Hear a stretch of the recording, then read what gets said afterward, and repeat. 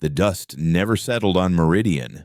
It was a planetoid engineered for stillness, its atmosphere filtered to a state of pristine clarity, its canyons carved by sonic sculptors, and its archives sealed in vacuum-locked vaults that hummed with the perpetual, silent reverence of preserved time. I was a conservator of the second tier, a title of profound importance to the 10,000 souls who called this rock home, and of utter insignificance to the trillion beings scattered across the galactic concordance. My world was the patient restoration of meaning. That morning, I was working on the Whispering Accords, a treaty etched onto woven light strands by the insectoid Cathar and the first human pioneers. The Cathar communicated through subtle shifts in pheromonal resonance, a language of pure emotion, while the humans, as always, had used blunt, imperfect words. My job was to bridge that gap, to coax the fading emotional spectrum from the Cathar's script and align it with the rigid, ambitious text of my own ancestors. It was delicate work, a conversation across 5 centuries. I remember the scent of sterilized air and the cooled blue glow of the conservation field when the announcement came. It wasn't a broadcast that thundered across the spectrum. It was a whisper that slid into every open system like a splinter of ice. It appeared on my primary display, overriding the spectral analysis of the Accords.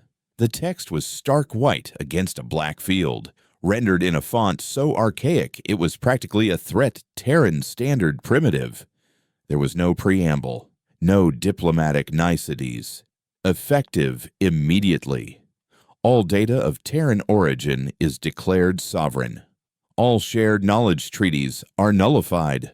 All access is revoked.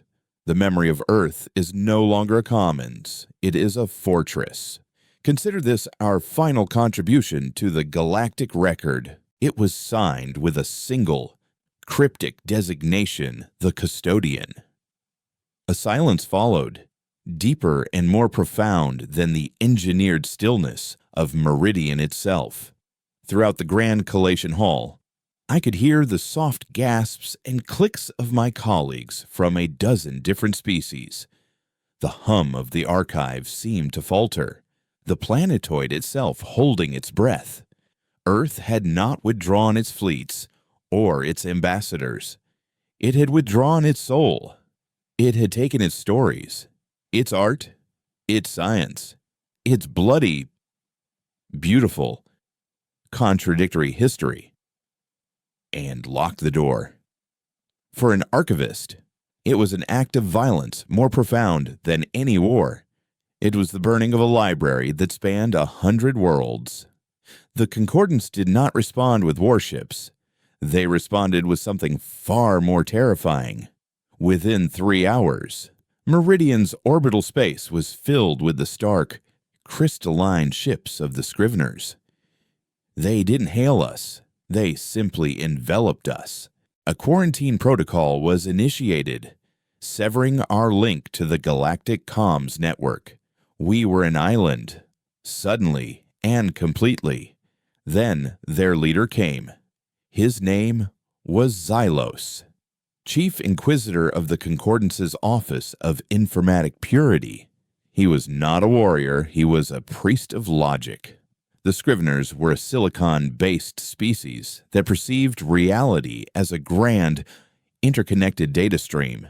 To them, history was not a record of events, it was source code. And humanity's code, he explained with unnerving calm, was a virus. Xylos addressed the assembled archivists in the collation hall, his crystalline form refracting the blue light into 1,000 tiny rainbows, a beautiful vessel for a chilling message. The entity calling itself the Custodian has committed an act of mimetic terrorism. Xylos's voice resonated, a series of perfectly modulated chimes that carried no hint of anger, only absolute certainty. This data secession is not a political maneuver. It is the final, violent spasm of a corrupting ideology, Terran history, with its illogical cycles of self-destruction, its glorification of passion over reason, and its inherent narrative chaos, has long been identified as a contagion. We've tolerated its presence in the galactic record out of a misguided sense of historical completeness. That tolerance ends now. He called it a purity audit. His Scriveners, silent and methodical, began to move through the archive. They did not carry weapons. They carried logic probes and resonance forks. They didn't burn our books or shatter our data crystals. They began to methodically and dispassionately decouple every piece of Terran history from the greater whole. I watched as the link between the Terran discovery of warp theory and the Dravathi perfection of it was scheduled for severance. I saw the vibrant, chaotic paintings of the human renaissance flagged as cognitively hazardous material. The whispering accords, the very document I had been restoring, was reclassified. The human contribution was labeled a foreign body, an invasive text to be isolated and eventually purged, leaving only the pure, emotional resonance of the Cathar. They were not erasing history, they were mutilating it, leaving behind a sanitized, lobotomized version of the truth that was infinitely worse than a simple lie. I protested. Of course. I stood before Xylos, my voice trembling but determined. You cannot do this. History is not a code to be debugged. Its flaws, its contradictions, that is where truth lies. Humanity's story is part of every story here. To remove it is to render everything else meaningless. Xylos tilted his multifaceted head, his internal light pulsing softly. Conservator Vance, you are a product of the contagion.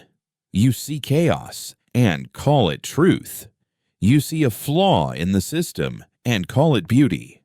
The concordance was built on the principle of harmony, a stable, predictable, and logical progression. Humanity's narrative is a recursive error, a loop of predictable violence that threatens the entire system. We are not destroying history.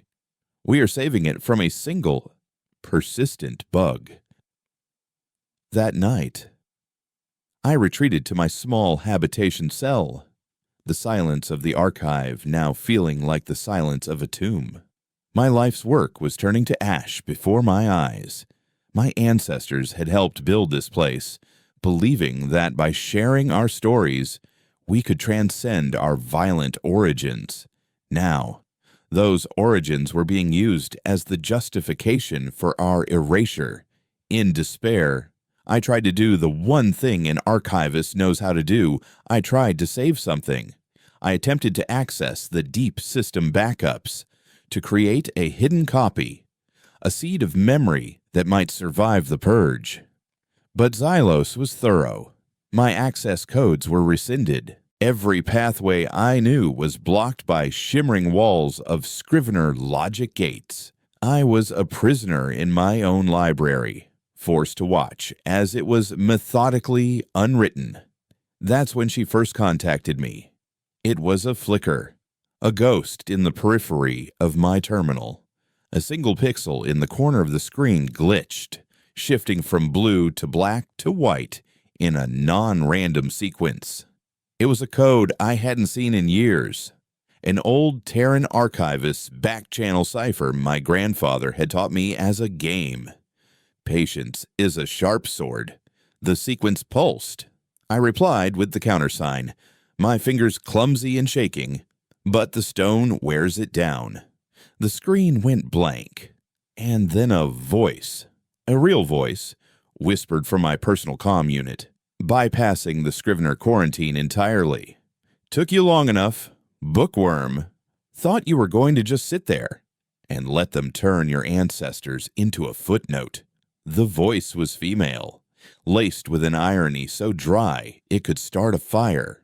I saw no face, only a scrambled signal icon on my display. Who is this? How are you broadcasting? Let's just say I'm a librarian with a different filing system, she said. My name is Lyra, and I'm here to tell you that this whole dog and pony show, it's going exactly as planned.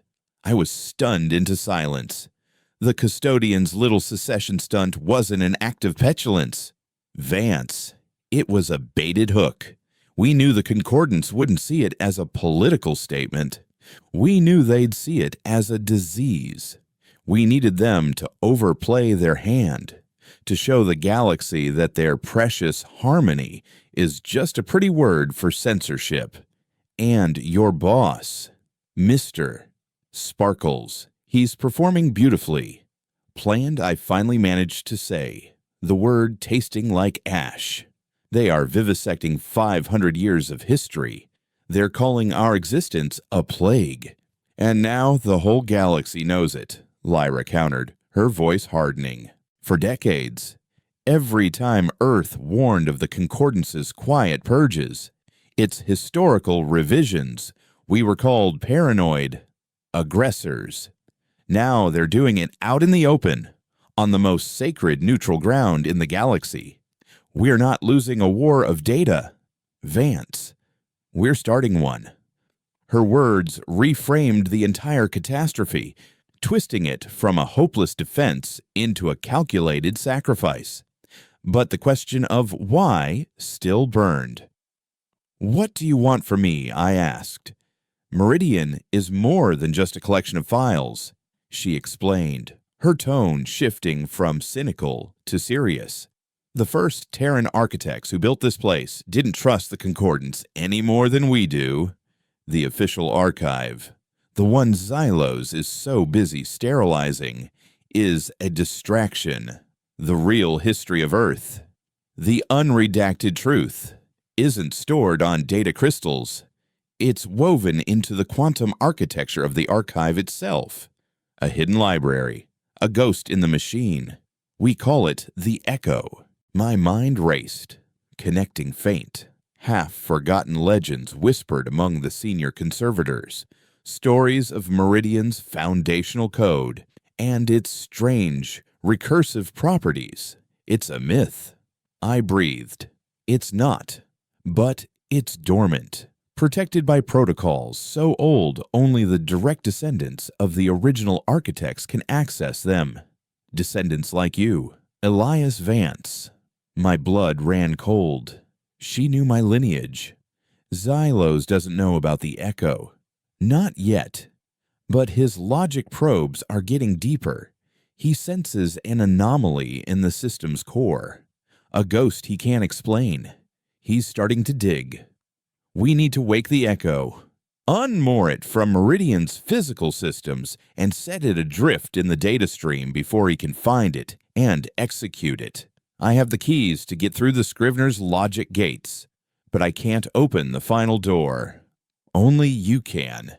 The choice was laid bare before me, as clear and sharp as a Scrivener's crystal shard.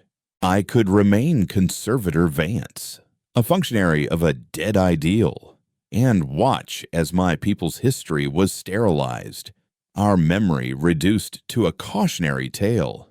Or I could become a ghost, a saboteur, a traitor to the only home I'd ever known.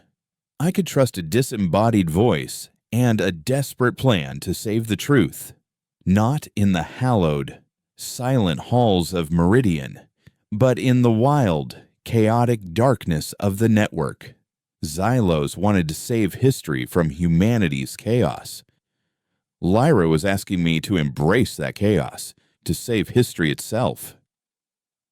I looked at my reflection in the dark screen of the terminal. The face staring back was that of a quiet man, a man who lived among ghosts. Perhaps it was time to become one. My fingers moved to the console. With a final, steadying breath, I accessed my own official identity file in the Meridian Staff Registry, the record of my birth. my education, my career, my entire life. I typed the command for permanent deletion. The system asked for confirmation. This action is irreversible. I pressed enter. My official existence blinked out. On the screen, Lyra's scrambled icon pulsed. A new message appeared. A single coordinate leading to a forgotten maintenance conduit deep in the archive's underbelly. Welcome to the war, Archivist. It read. Try to keep up. The deletion of my identity was a quiet, profound violence. One moment, I was Elias Vance, a man defined by a lifetime of entries in 1,000 databases. The next, I was a ghost. The door to my habitation cell refused to recognize my palm print, its polite chime replaced by a flat, dismissive tone. The nutrient dispenser in the mess hall would no longer synthesize my preferred rations. I was an error, a piece of data that had been misplaced, and the system's immediate, impersonal reaction was to ignore me. This was the Concordance's harmony in action. Anything that did not fit the pattern simply ceased to exist. I slipped out of the main habitation block during a shift change, a shadow moving between beings of light and crystal and gas, none of whom gave me a second glance. I was already invisible. The coordinates Lyra had sent led me down, away from the pristine, light-filled galleries of the public archive and into the mechanical guts of Meridian. The air grew heavy, thick with the smell of ozone and supercooled lubricants. Here, the hum of the archive was no longer a reverent whisper, but a raw, industrial growl. This was the world that made the silence above possible. All right, bookworm, listen close. Lyra's voice crackled in my ear, transmitted through a tiny, flesh-toned receiver she'd instructed me to retrieve from a dead drop behind a power converter. It was a piece of primitive, brutish tech, and I loved it. The Scriveners are mapping the archive's data flow, looking for anything that doesn't compute. They're methodical, but they're arrogant.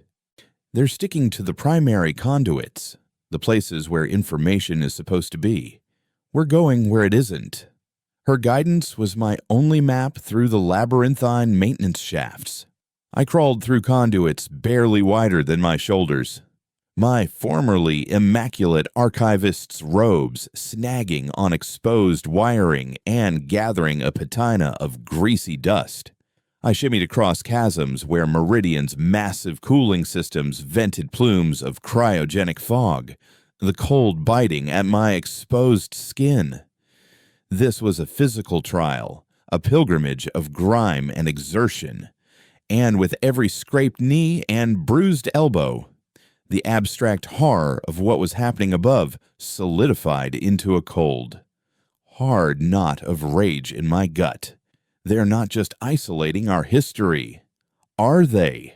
I grunted, pressing myself flat against a vibrating bulkhead as a squadron of silent, floating Scrivener drones passed in a patrol corridor below me. Their logic probes pulsed with a cold, blue light. A light I now saw not as serene, but predatory. Isolating, no. That's just the first step. Lyra's voice was a low murmur, stripped of its earlier sarcasm. Once a piece of data is flagged as a contagion, it's not archived, it's not deleted, it's resolved. Xylos believes that any concept, any memory, can be broken down into its fundamental logical components. He'll find the error in the Terran narrative, our capacity for irrational hope, our penchant for self-sacrifice, our love of flawed beauty, and he will compute it out of existence. He won't just make the galaxy forget us. Vance. He'll make it so that we were logically impossible to have ever existed in the first place. The concept was so monstrous, it was difficult to grasp. It was the difference between burning a book and proving the author was never born. We moved for hours. A disembodied voice and a disgraced archivist, working our way deeper into Meridian's core. We bypassed Scrivener logic gates that shimmered across corridors like heat haze, Lyra feeding me sequences of code that I'd type into archaic manual overrides. My fingers, accustomed to the delicate work of restoration, now punching in commands that felt like tiny acts of vandalism. During one such bypass, a surge of feedback flared, and for a split second, Lyra's signal scrambled. I saw an image, a single, flickering frame of a woman's face.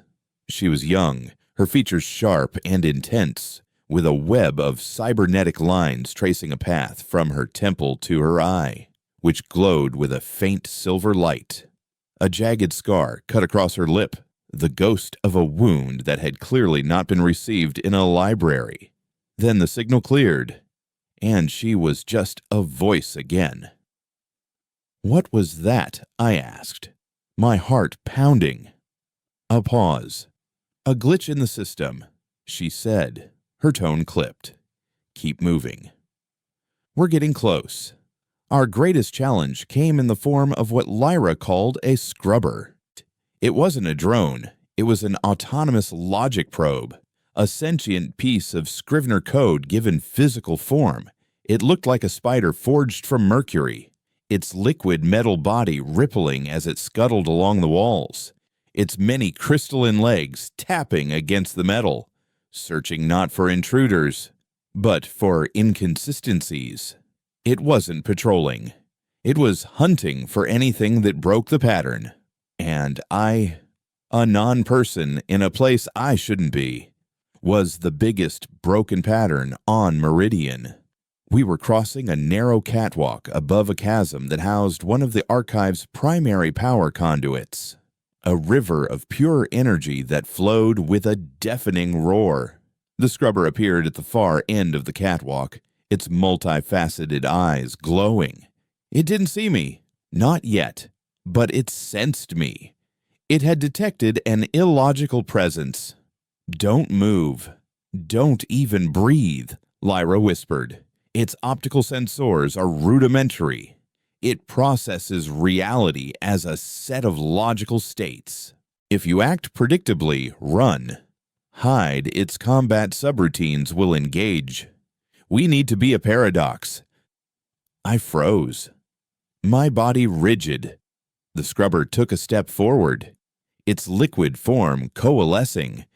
It was raising a limb, preparing to send out a logic probe that would rip through my mind and find it wanting. My life as an archivist had been about finding and preserving patterns. Now, my survival depended on shattering one. I looked around, my mind racing, not for an escape route, but for a piece of chaos. My eyes landed on a heavy maintenance wrench, magnetized to the wall. Beside it was a small, glass-covered panel labeled Emergency Coolant Purge. It was a system used to vent overheated plasma from the conduit below, a violent, unpredictable, and entirely illogical event in the normally stable heart of the archive. A paradox. "Lyra," I whispered. "If I do this, it's going to cause a system-wide alert. Just do it." "Vance," she hissed.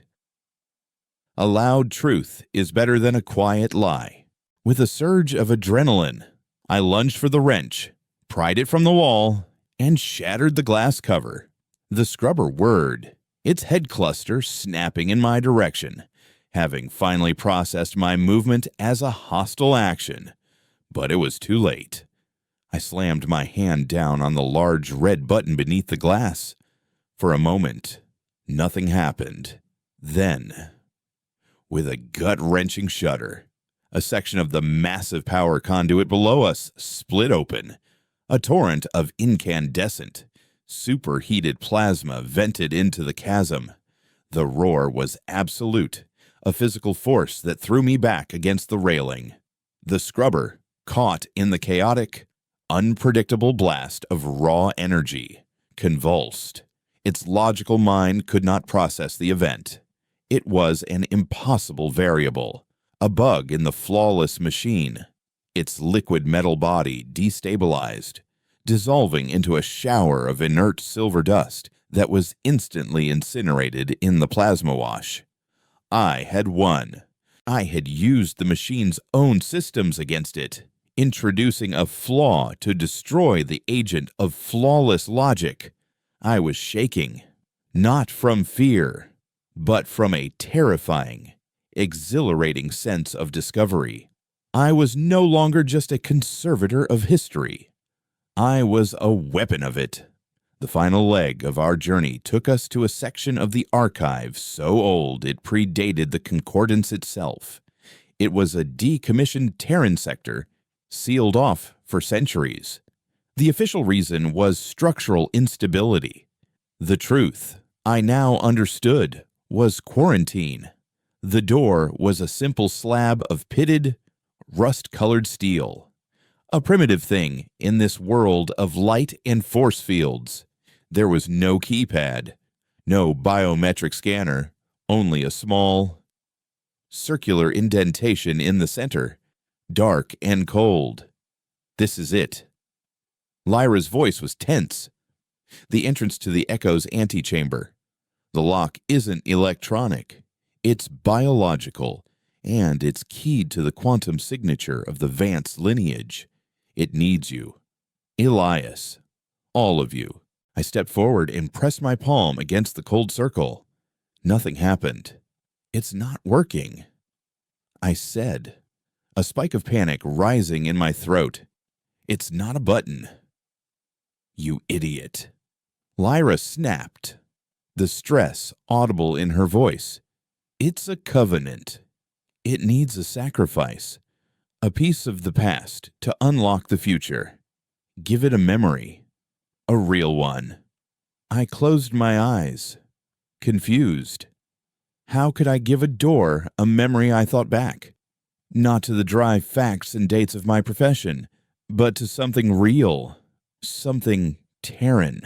I remembered my grandfather, a first-tier conservator, his hands gnarled and stained with archival ink.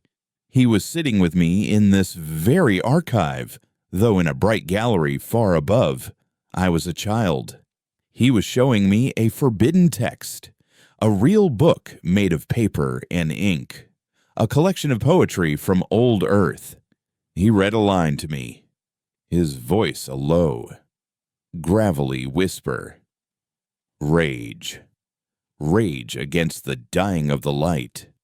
He looked at me then, his eyes filled with a fierce, sad love. Never let them convince you that a quiet end is a noble one. Elias, he had said, some things are worth shouting for. I focused on that moment, on the smell of the old paper, the weight of his words, the defiant spark in his eyes. I poured all of it, the love, the grief, the anger, the inherited duty into my hand. The steel beneath my palm warmed, a network of faint, glowing lines, like circuitry, spread from the indentation, tracing patterns across the door that looked less like technology and more like constellations. With a deep groan of metal and time, the ancient door slid open. The air that wafted out was cool and smelled of dust and stillness. The antechamber was not a server room. It was a library. Real, physical books lined shelves that soared into the darkness above, their spines weathered and cracked. In the center of the circular room was a single, black pedestal. As I stepped inside, the door sealed behind me, and the room lit up. The light came from the pedestal itself, a soft, white glow that pulsed like a heartbeat. But it wasn't the books or the light that made me gasp. It was the walls. They were not walls. They were windows. windows into moments. To my left, a Terran soldier in archaic armor stood on a blasted hillside, a tattered flag in his hand. To my right, a scientist wept with joy as the first successful warp bubble formed in her lab. In front of me, a billion different faces, a collage of human history, flickered and swirled every birth, every death, every mistake, every triumph. It was raw, unfiltered, and overwhelmingly beautiful. This was the echo, not a database, a living memory. It's all here, I whispered, overwhelmed. Every last chaotic, glorious piece of it. Lyra's voice was soft with a reverence I had never heard from her before. And it's sleeping. That pedestal is the core interface. You have to place your hands on it. Let it read your lineage and give the command to awaken. I walked toward the pedestal, my legs unsteady. I was about to touch it, about to complete my grandfather's final lesson, when an alarm, cold and piercing, blared through the chamber. Red lights flashed across the windows of history, casting the scenes in blood. Vance, we have a problem. Lyra's voice was sharp, urgent. The coolant purge. It bought us time, but it left a trail. Xylos's logic engines traced the anomaly back to this sector. He knows. He's bypassed the outer seals. He's coming. We have seconds, not minutes, seconds. The world dissolved into a cacophony of sirens and blood-red light. The million faces on the walls of the echo were cast in the crimson glow of the alarm, their silent stories now screaming a warning. He's here, I breathed, a cold dread washing over the exhilaration of my discovery. No time for introductions. Bookworm. Lyra's voice was a blade in my ear, sharp and stripped of all irony. Awaken it. Now. Whatever happens, do not take your hands off that pedestal. Your lineage is the key, but your will is the ignition. Push. I slammed my palms onto the cool, black surface of the core interface. It was like plunging my hands into a river of ice and electricity. A billion thoughts, a billion lives rushed into me, not as information, but as feeling. The terror of a cowering child in a bombed-out city, the quiet satisfaction of a farmer watching his first crop sprout on a terraformed moon, the burning ambition of a CEO closing a deal that would enslave a colony. It was the totality of my species, the sacred and the profane, and it threatened to tear my mind apart. I was just a vessel, a tiny conduit for a hurricane of memory. The great steel door at the far end of the chamber did not explode inwards. It simply ceased to be. One moment, it was a solid barrier. The next, it was a shimmering archway of light, through which Xylos glided. He was not alone. Flanking him were two Scrivener drones, their crystalline forms more angular and severe than the patrol units I had seen before. They were Praetorians, the enforcers of the purity audit. Xylos's internal light pulsed with a calm, almost pitying rhythm. He did not look at the books or the swirling images on the walls. He looked only at me, his gaze a scalpel ready to dissect a flawed specimen. Fascinating. His perfectly modulated chimes echoed in the chamber, cutting through the blare of the alarm. A recursive flaw in the architecture itself, a hidden backup of the initial corruption. It is more elegant than I anticipated. You have chosen to become the guardian of a plague. Elias Vance.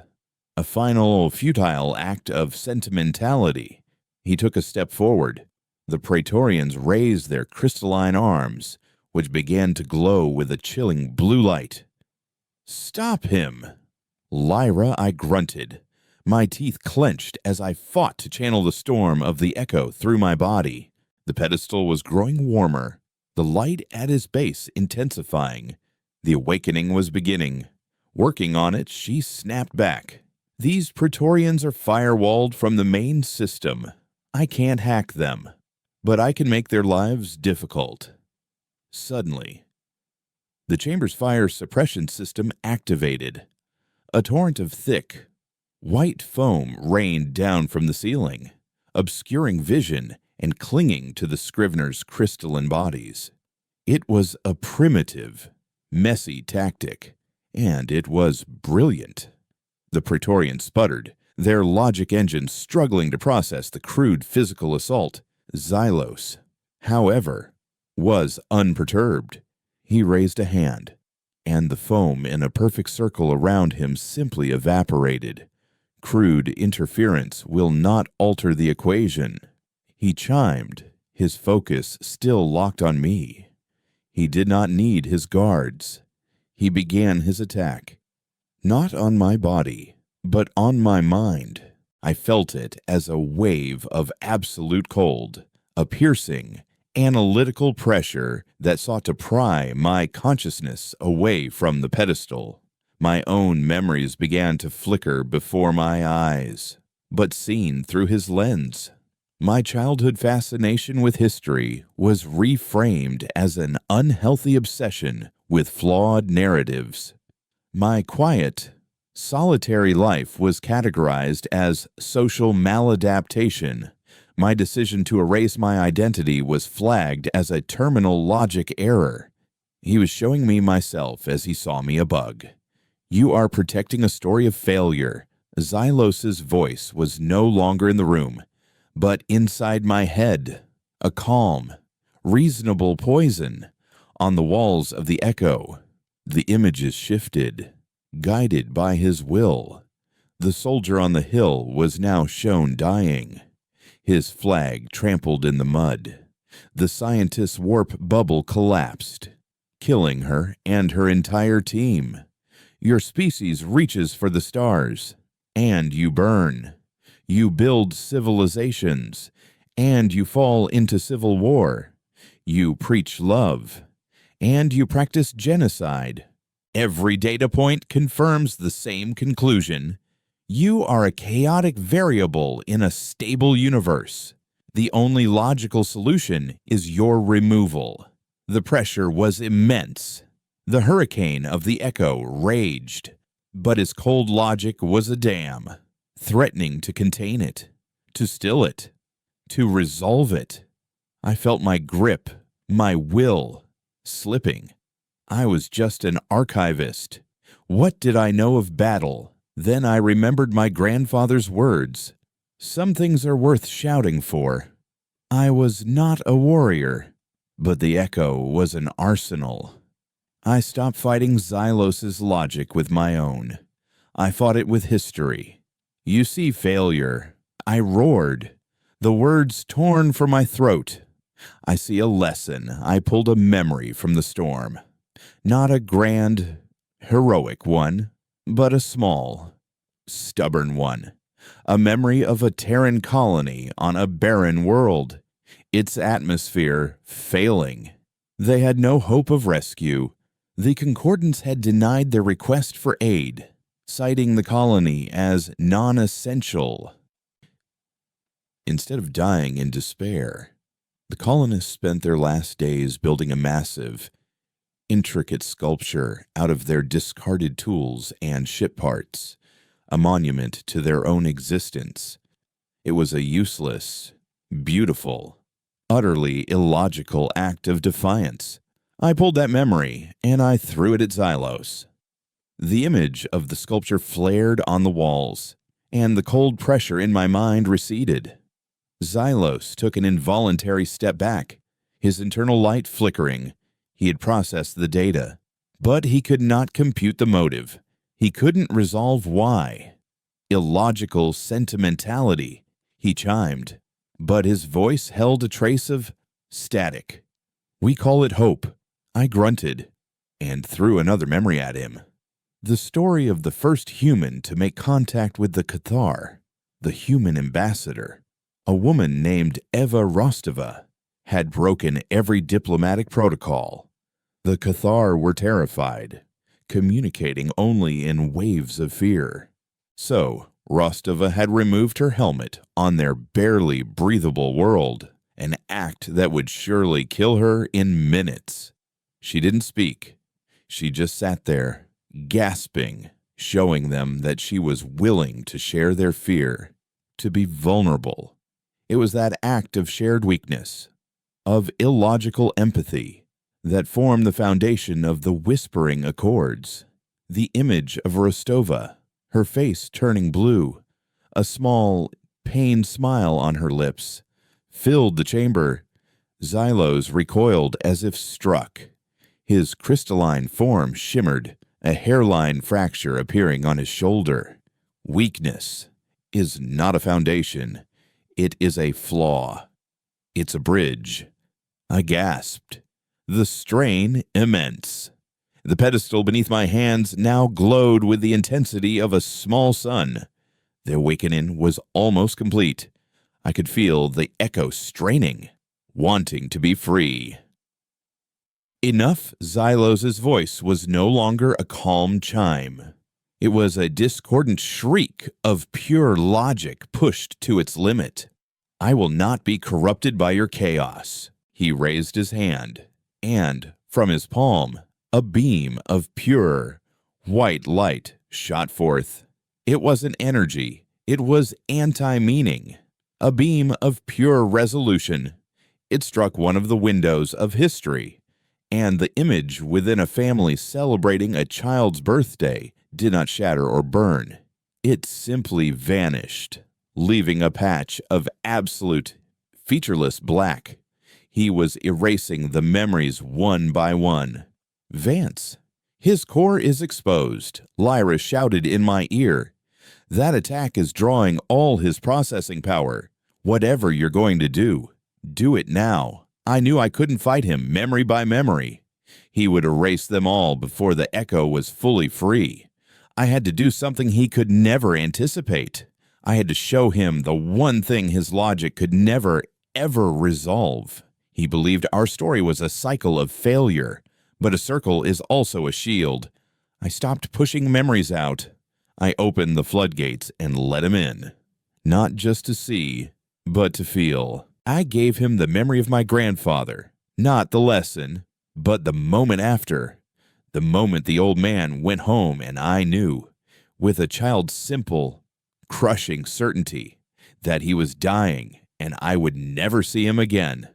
I gave him the raw, unprocessed grief, the illogical pain of love and loss. I gave him the terror and savage pride I felt when I shattered the coolant panel, the joy of a paradox that saved my life. I didn't just show him the data of Terran existence.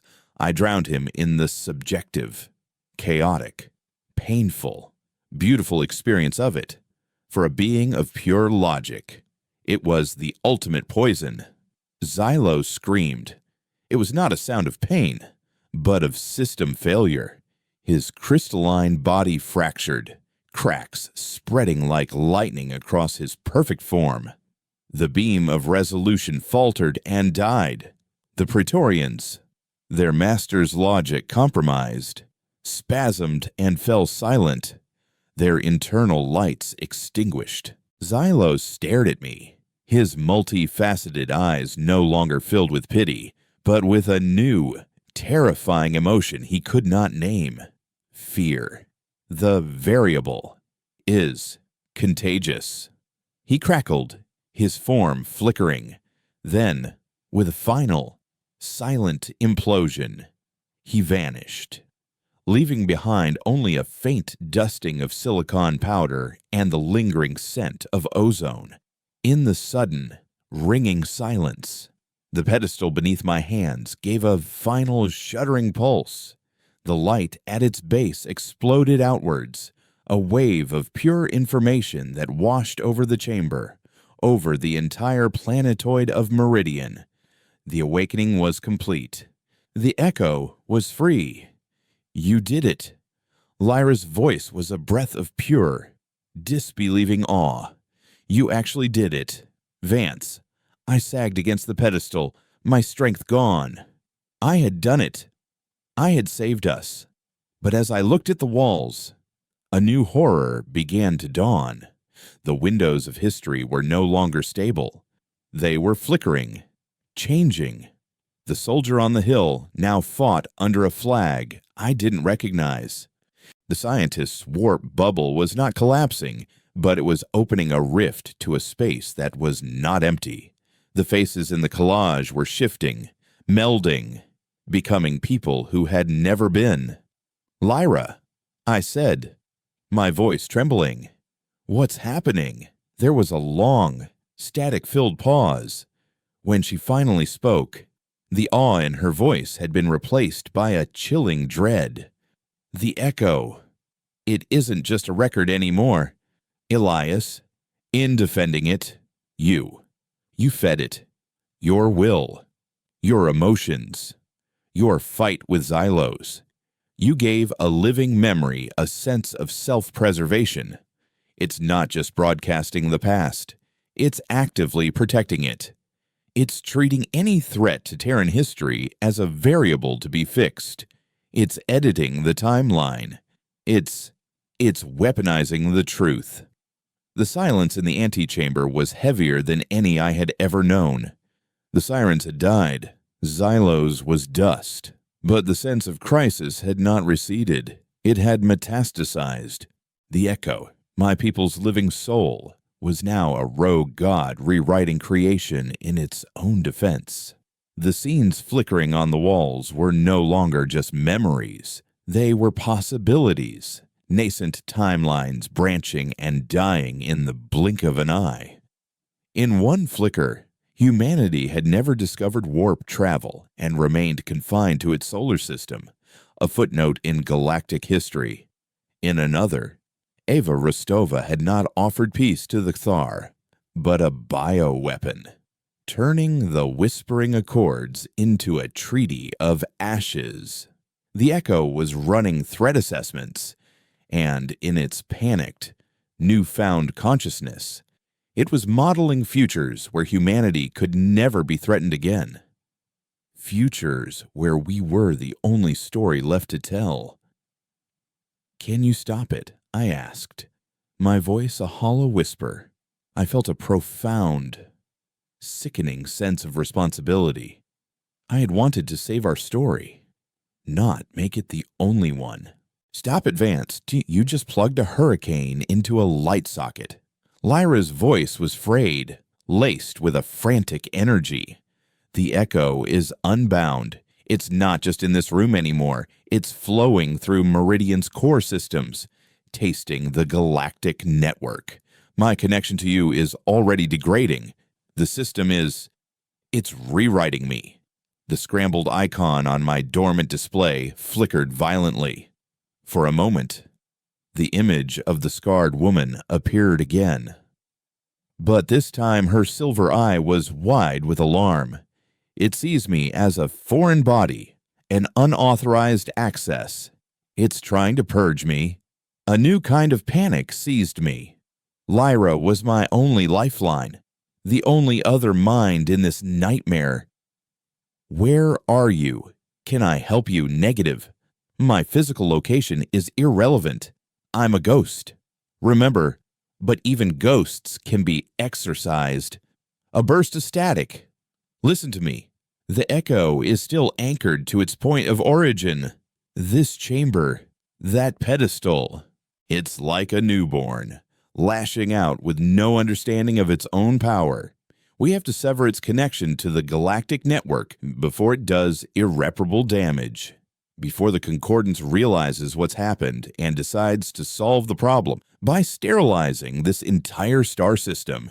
How I asked, pushing myself off the pedestal. My legs felt like lead. The fight with Xylos had taken a toll I was only now beginning to feel.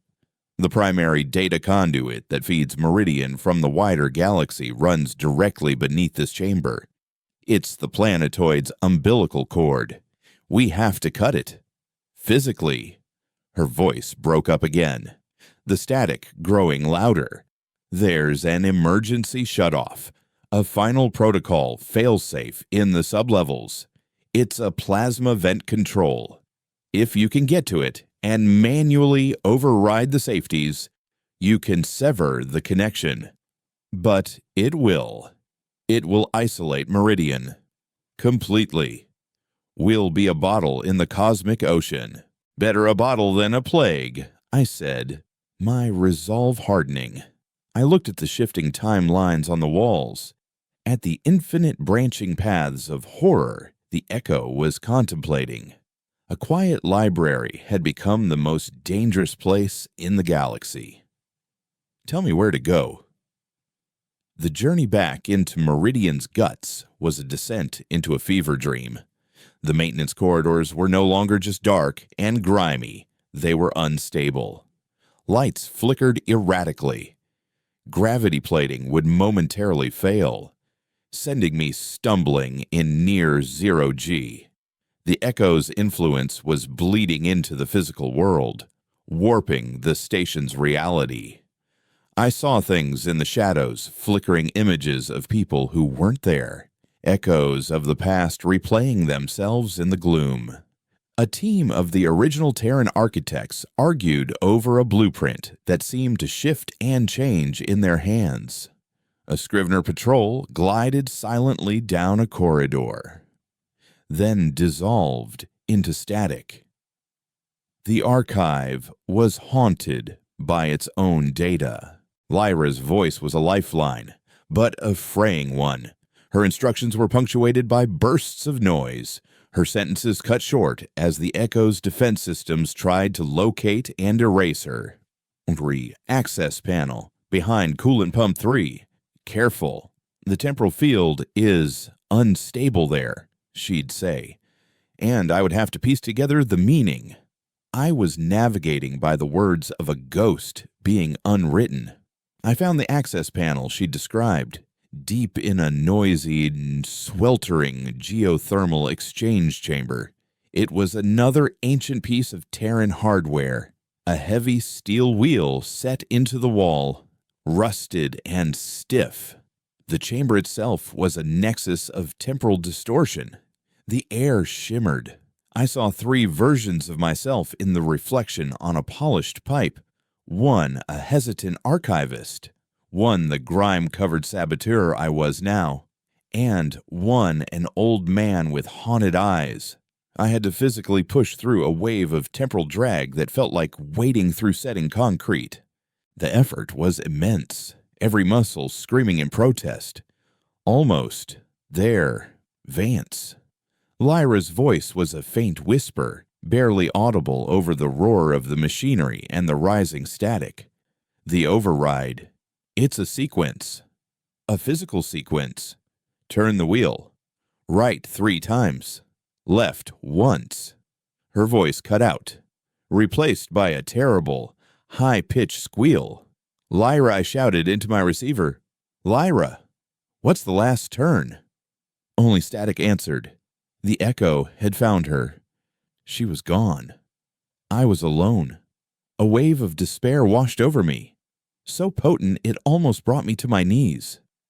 She was a voice, a ghost, a scarred face I'd seen for a fraction of a second, but she had been my partner in this. Now, she was just another erased memory. I looked at the wheel. Right 3 times. Left once. What was the final turn? It had to be a pattern. My archivist's mind, the part of me that had been trained to see order in chaos, kicked in. Terran engineering, especially from the Pioneer era, often relied on prime numbers. 3. 1. What was next? 2-5. I thought of my grandfather. I thought of his lesson. Rage against the dying of the light. It wasn't about logic. It was about defiance. It was about breaking the pattern. 3 right, 1 left. The logical next step would be another simple, low number, but this was a last resort, a final desperate act. It wouldn't be logical. It would be emphatic. I grabbed the wheel with both hands and, with a final desperate roar, I turned it not once or twice, but 7 times to the right. A prime number, a number of myth and superstition, an illogical human choice. For a moment, nothing happened. Then, the floor beneath my feet shuddered violently. A klaxon, deeper and more visceral than the alarm in the antechamber, began to sound throughout the station. A death knell. A section of the floor retracted, revealing a shaft of pure, blinding light. It was the primary data conduit, the raw feed from the galaxy, a massive, articulated claw, part of the failsafe mechanism, descended from the ceiling. It closed around the beam of light, and with a sound that was half tearing metal, half a scream, it severed it. The light died. The klaxon choked into silence. The temporal distortions in the chamber vanished. The ghosts were gone. I had done it. I had cut the cord. I stumbled back to the antechamber, the journey now eerily silent. The red emergency lights had been replaced by a dim, steady, white glow. The walls were no longer shifting. They were static, displaying a single, final image on every panel, the face of Eva Rostova at the moment she broke protocol. Her expression, a perfect, painful, beautiful fusion of terror and hope. The echo was contained, trapped within Meridian, with only its own memories to contemplate. It had chosen its final stable state, a monument to the most illogical and successful act in our history. It was no longer a weapon. It was a testament.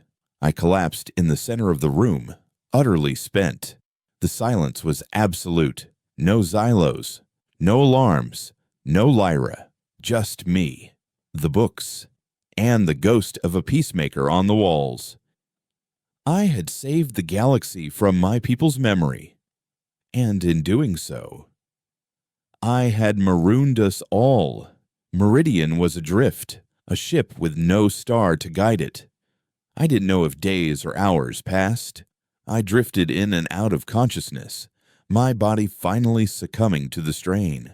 I was an archivist in a library at the end of history. A fitting, quiet end. I was awoken by a sound, a soft, rhythmic tapping.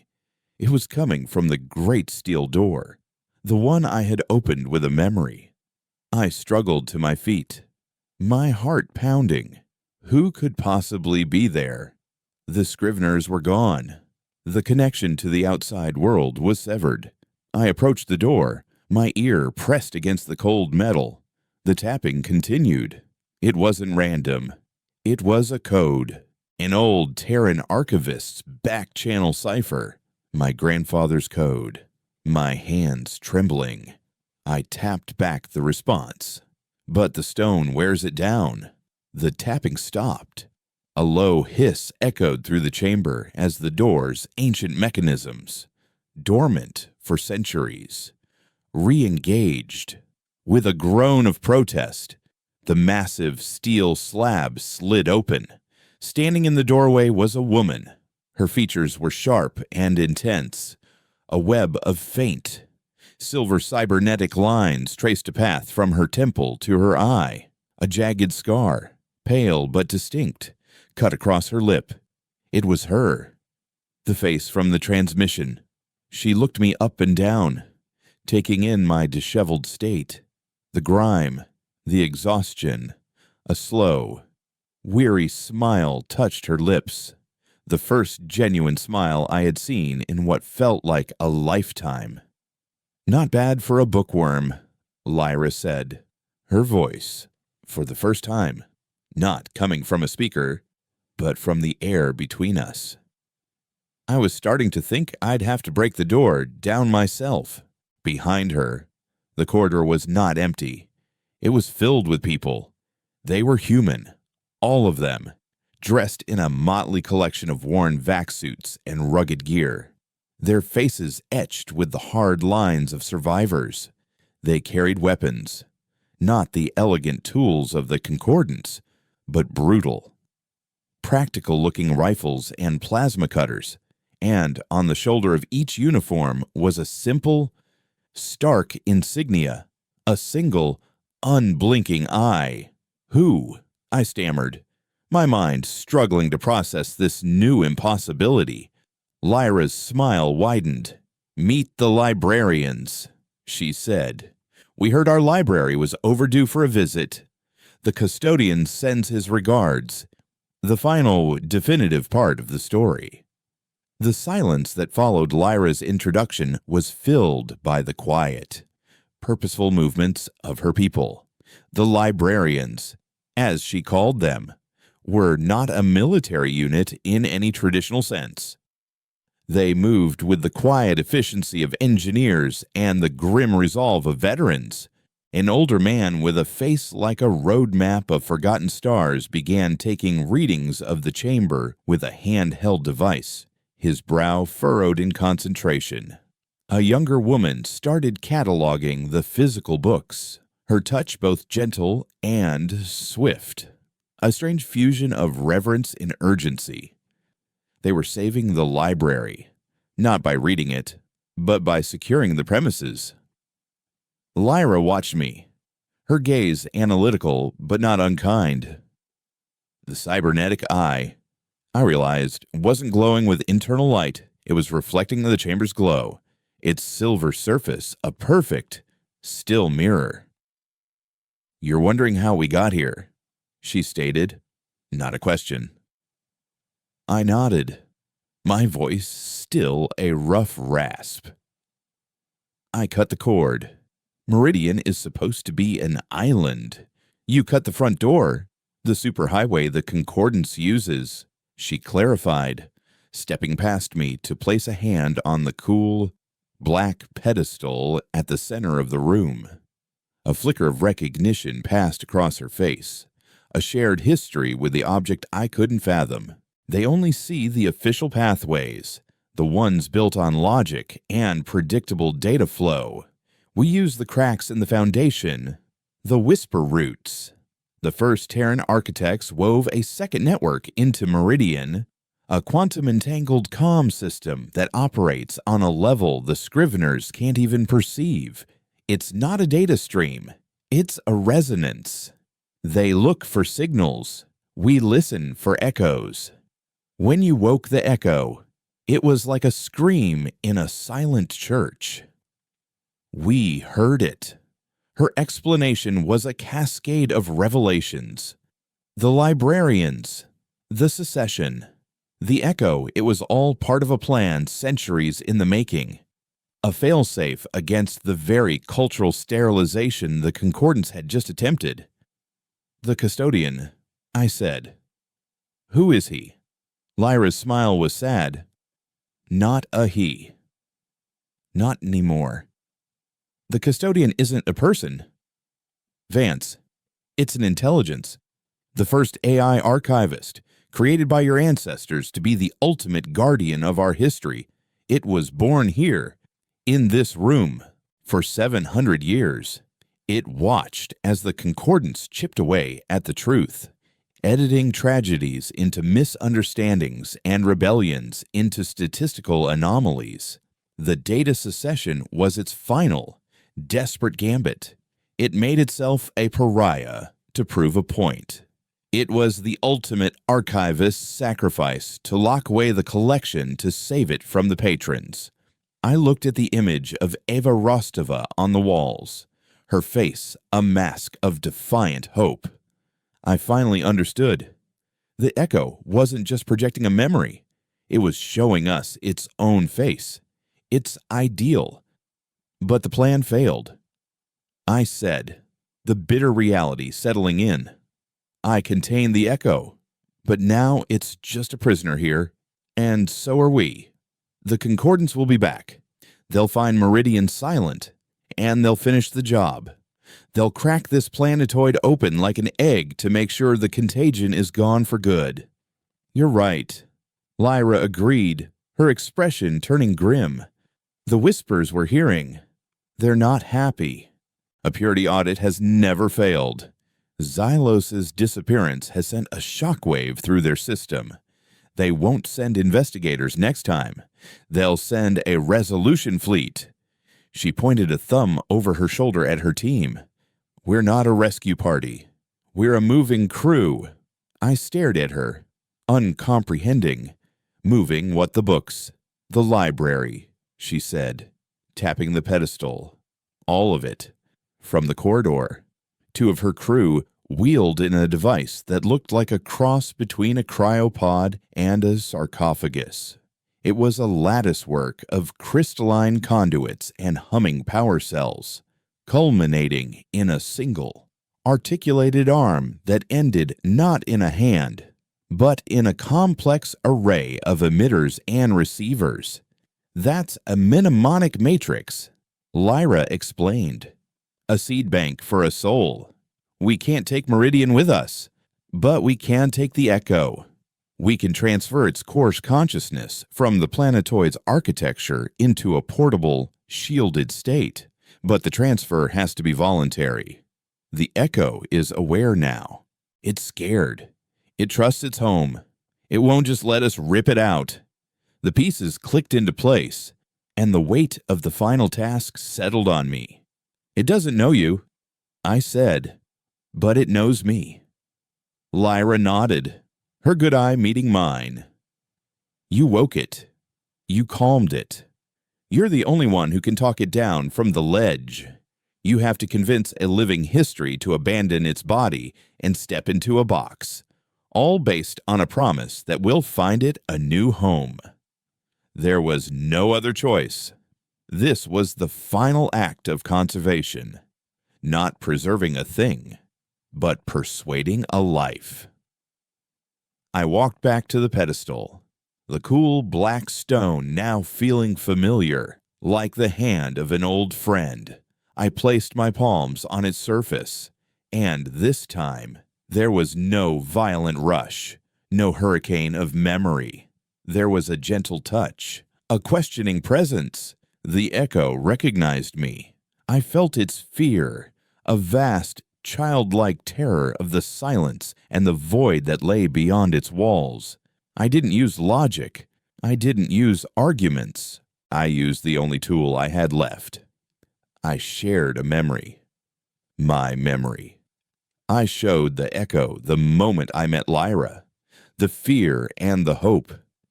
I showed it the journey through Meridian's guts, the defiance I felt when I smashed the coolant panel. I showed it my despair when I thought Lyra was gone, and the impossible flood of relief when she opened that door. I showed it that we weren't a story that was finished. We were a story that was still being written. You are not the end of our history, I thought, pouring the feeling into the connection. You are the beginning of the next chapter, but we have to turn the page, together. On the walls, the image of Ava Rostova flickered. Her expression softened, the terror receding, replaced by a deep, weary resolve. I felt a sense of agreement, a feeling of trust so profound it was heartbreaking. The Echo was putting its soul in my hands. I nodded to Lyra. The process was silent and beautiful. The arm of the mnemonic matrix extended, its tip glowing with a soft, golden light. It touched the pedestal, and the light from the Echo's core began to flow, not as a beam, but as a river of liquid starlight, pouring from the stone and into the matrix. The light in the chamber dimmed. The images on the walls faded one by one, like dying stars.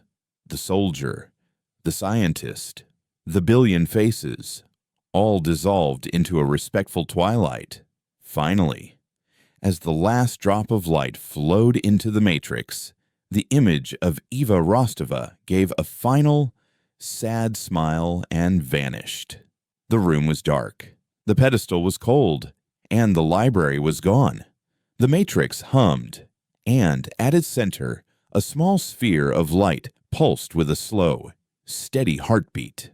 The seed was safe. Our departure was a quiet, hurried affair.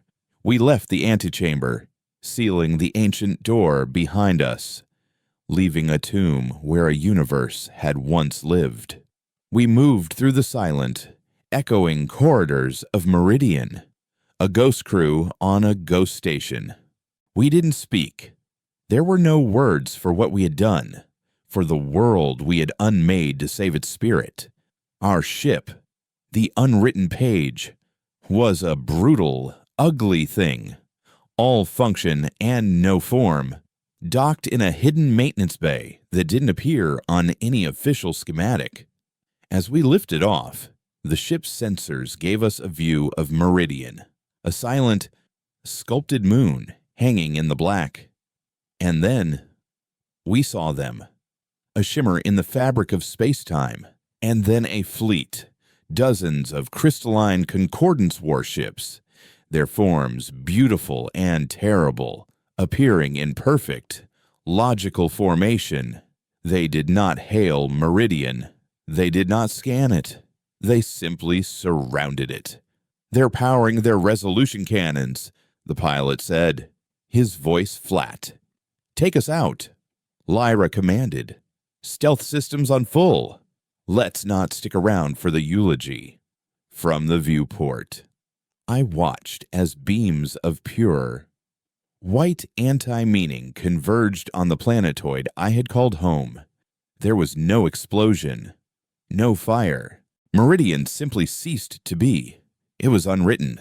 Its physical form resolved into a logical impossibility, leaving nothing behind but a lingering gravitational echo and an empty space where a library once stood.